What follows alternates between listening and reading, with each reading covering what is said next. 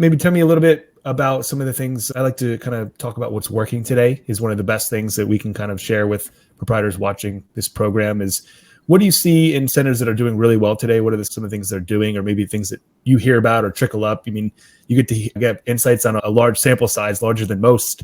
So what are some things that you're seeing today that are working really well?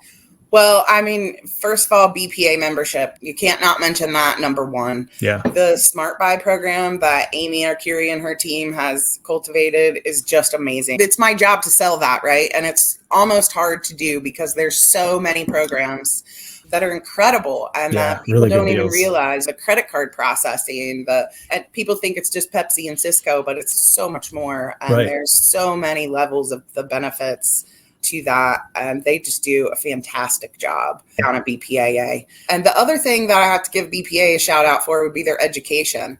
And I don't think, at least in Ohio, we just have such a small part of our membership that's taking part in that education, but it is the ones who just flourishing. I mean, you get your employees to take that online education. In Ohio, we provide for our state members so they can log on at any time of day and take any of those on-demand courses at no charge. And, you know, about the program that they're now back. Yeah, so win for everyone. Seriously. But those education pieces are just fantastic, aimed towards the bowling industry. I don't own a center. I know a lot of EDs do. I don't personally, but if I did, that would just be part of my onboarding with all employees. And even the ones who have been there for a while can get on there, take a little refresher course and learn something. Everybody can still learn, right? So those education pieces are amazing. Other than membership, I think I see bowling's great right now, and it's so exciting to see these lanes full and the bowling centers booming. It's really cool to see. I really hope that stays going on for years and years, right? But the thing that I'm seeing a ton of is those short fun leagues with the little gimmick. The rum bucket leagues, the beer leagues, the football leagues even are still doing a great thing by getting those. It seems like younger groups in the shorter seasons, the not commitment. People are finding even the shorter commitment, the shorter time frame is turning, you know, they're going to do several of those. Yeah, they just do them back to back. Yeah. So I've seen such a boom in that and people having really great success in those short fun leagues. Yeah. And they tend to be a higher average ticket too. Like they tend to spend a little more money because they're there more to have fun with friends and eat and drink, and they tend to spend a little more than the average sanctioned leaguer. Yeah, absolutely. Yeah, those I've definitely seen an increase in those. And it's the nice thing about that also is that it appeals to a little bit larger market, right? So there's a segment of people who are competitive bowlers, but almost anybody can bowl. It's the most accessible sport in the country. I think 70 million people a year, right about bowl once a year. So you go to a much larger market of people who are like not really competitive, but they're happy to go in and have some fun with friends. So you really open up who you can target for that. So they fill up quickly. Yeah. I mean, our sport is just so amazing. I am not a great bowler. I was a pretty good bowler in high school, but it just hasn't become that. I could be better if I practiced and put some money into the equipment, but that's just not what's important. So, but I still bowl, and people ask me what I average, and it's a beer game.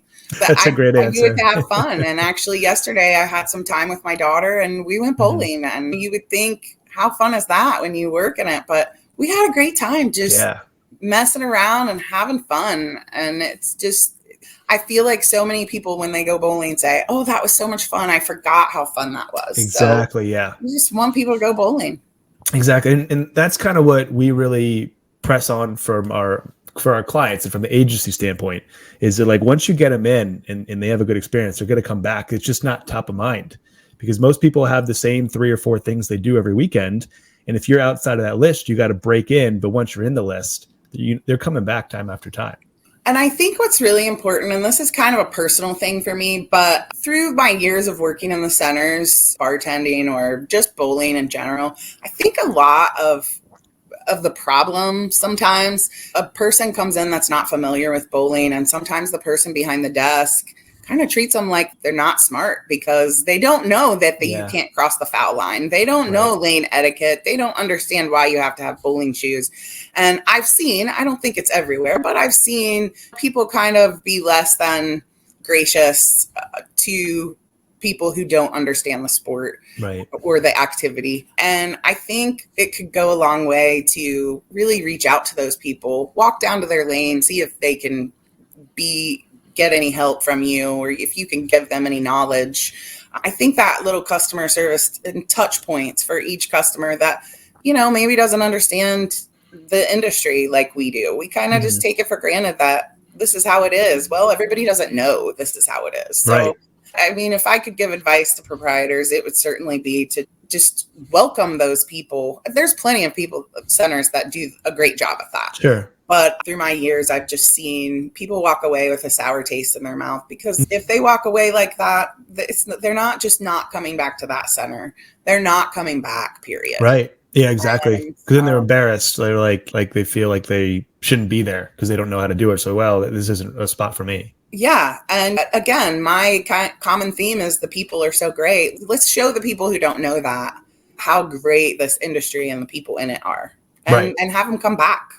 Exactly. I mean, I've looked at statistics before, and the average frequency for like an average bowling customer, if you take whether it's people who are in leagues and are there 30 times a year or more, or people who are there every few years, if you average it out, all the visits divided by all the guests, it's about 1.5 to 2 times a year. So it wouldn't take much to show someone some kindness, get them excited about the sport, have a good time to bump that number up just by one extra visit a year. And that's almost double your business. Absolutely.